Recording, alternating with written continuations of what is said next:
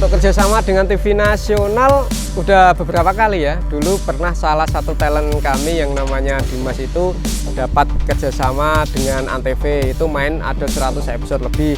Kemudian juga ada menghadiri sebagai tamu di salah satu sitkom, pernah di RCTI, pernah di SCTV, pernah di Global TV. Nah puncaknya ini saya di DM di Instagram oleh salah satu produser di Trans 7, kemudian ditawarilah kita kerjasama. Tapi syutingnya di Sukolilo, di Pati.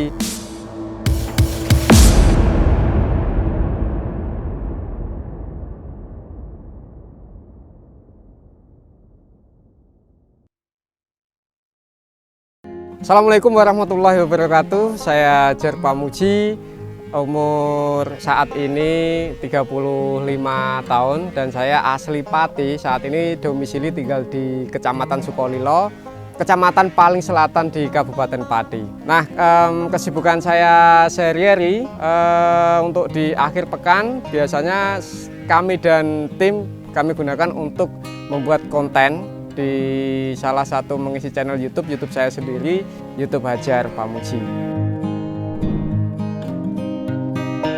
Pertama kali mengenal videografi atau dunia tentang sinema seperti itu, yaitu awalnya adalah dalam tanda kutip sebuah keterpaksaan. Karena apa?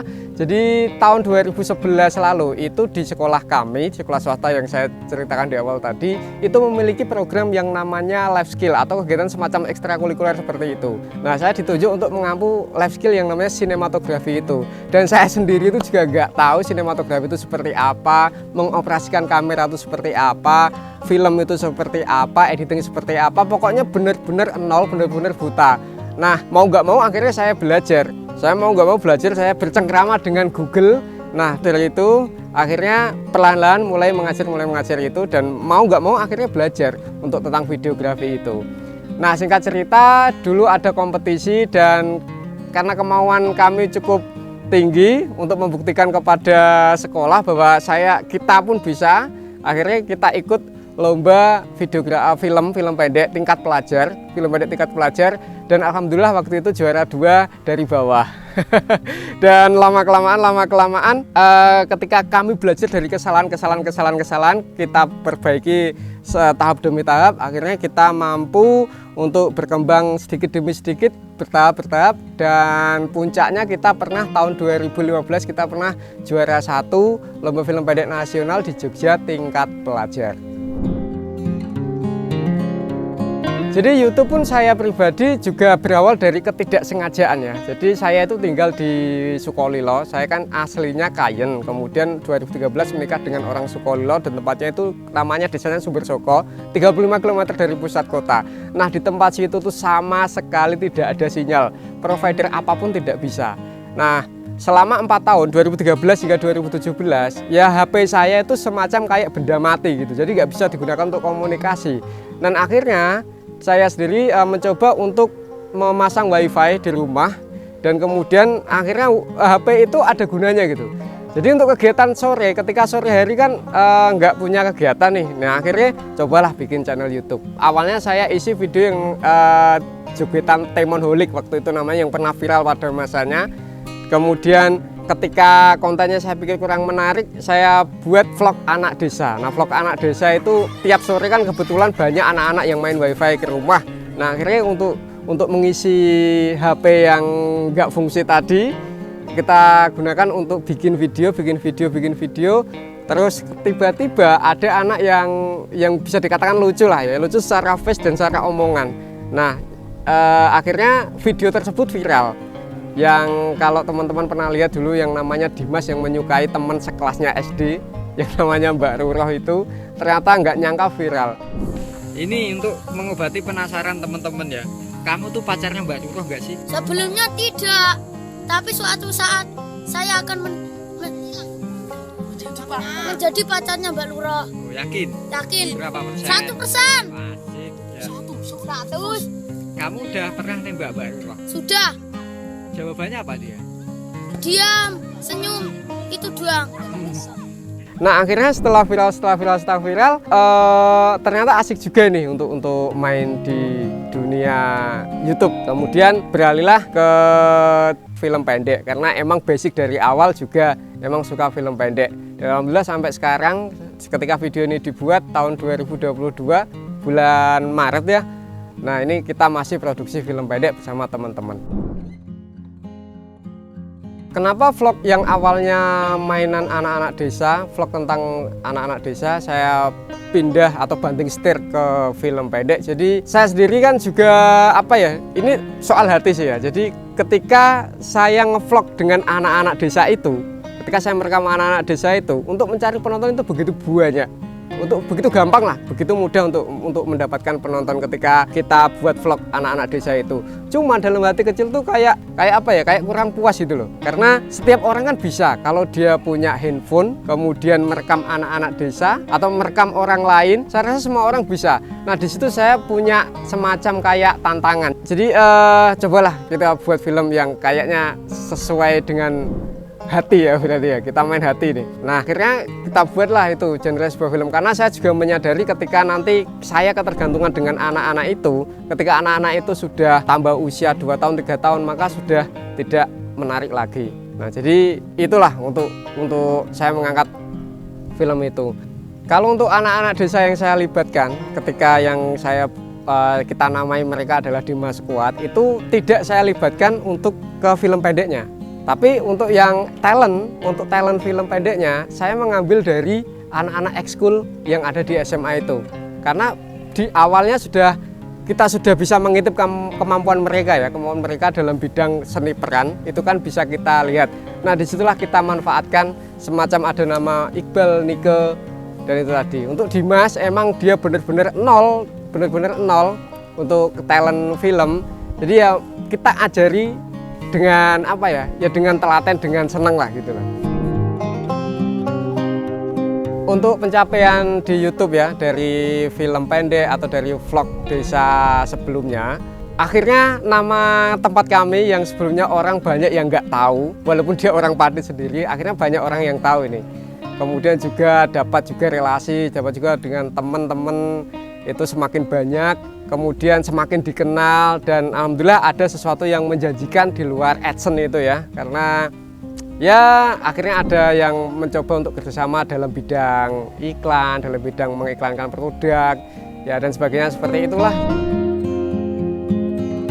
Kalau dulu aturan di YouTube 2017 kita bikin channel itu sudah bisa langsung monetize, jadi beda dengan saat ini.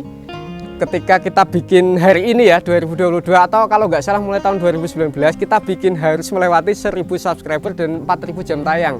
Kalau dulu kita upload video langsung bisa monetize.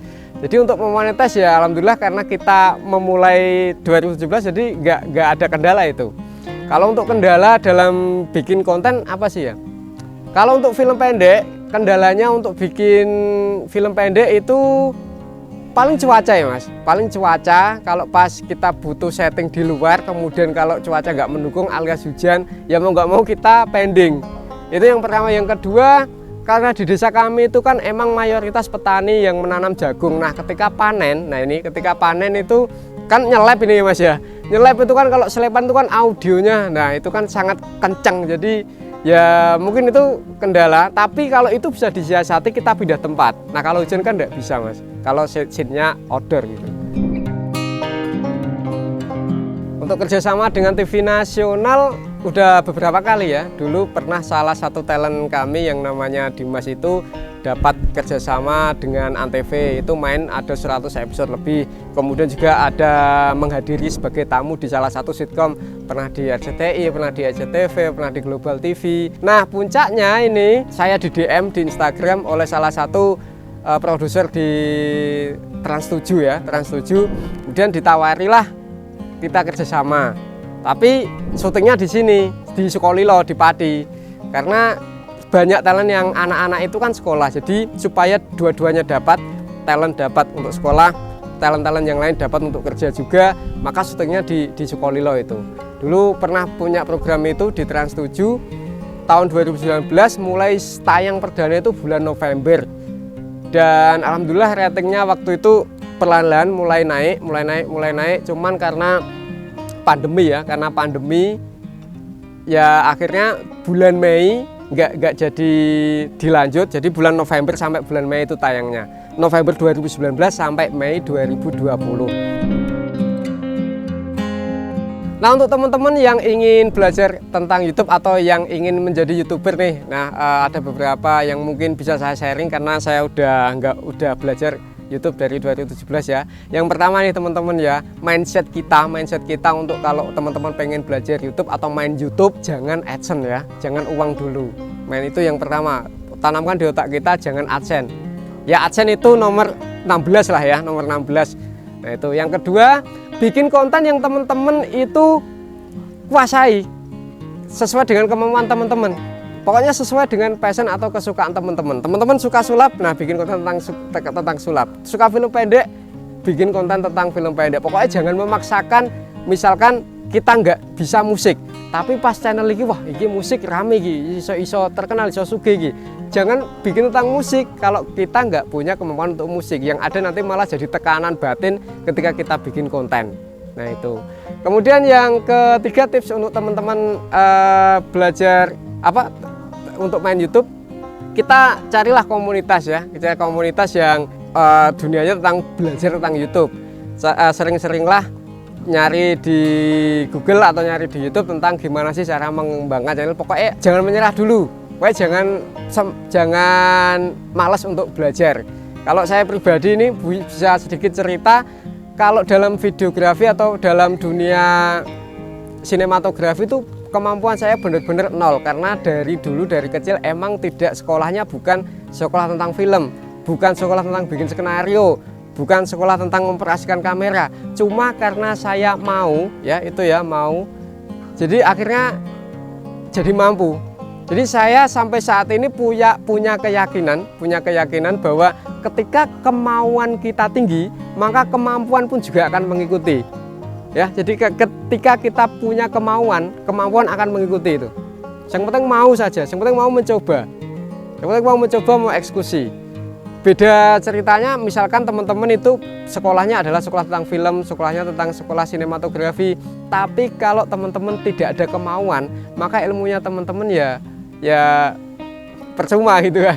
Kemudian yang kelima ini teman-teman, ini yang paling penting menurut saya, yaitu sebuah konsisten. Nah itu apalah arti kita bikin channel, kita penontonnya udah rame tapi habis itu nggak konsisten.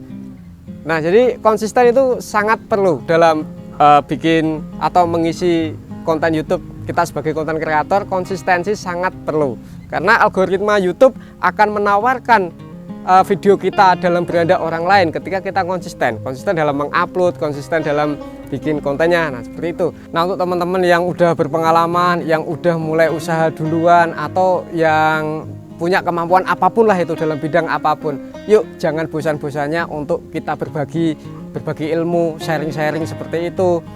Jadi ketika kita punya kemampuan, yakinlah bahwa ketika kita mau sharing dengan orang lain, mau berbagi dengan orang lain, berbagi pengalaman, yakinlah ilmu kita akan berkah dan insya Allah ya akan dapat rezeki yang melimpah, entah itu dalam bidang kesehatan, entah itu dalam bidang materi, entah itu kita selamat di jalan. Pokoknya hidup itu perlu untuk berbagi, karena kita manusia nggak bisa hidup sendiri.